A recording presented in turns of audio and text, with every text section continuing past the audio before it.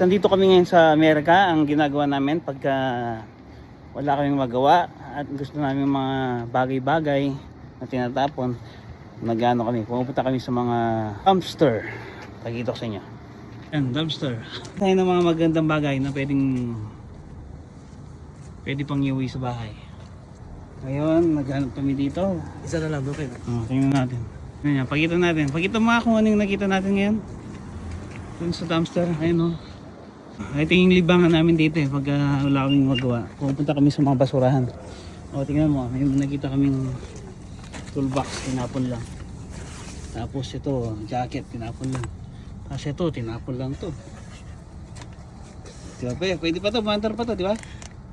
Hindi na yata mandar, pero i-charge ko to sa bahay mami. Tapos ito, basurahan. Basurahan pa!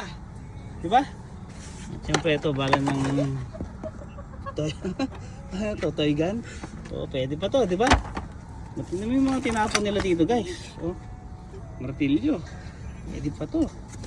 O, sige, lilipat lang kami ng basurahan. Dito tayo sa pangalawang basurahan, dumpster, o tinatawag na lang dumpster diving. Ayan, pasukan natin to. So kami sa basurahan na to, minsan nakaka good finds kami rito, minsan hindi naman. Open mo nga yan. Oh, para may ano to, head pillow ah. Pwede ba itong head pillow na to?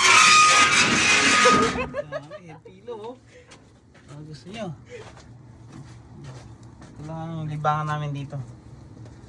Pagka walang ginagawa, minsan may mga pagkain kami nakukuha May cage dito?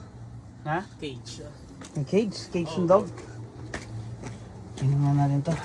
Ang cage ng dog. Bibili ako ng dog pet. Ay ito, meron nga, ano, cage. Kaya dito.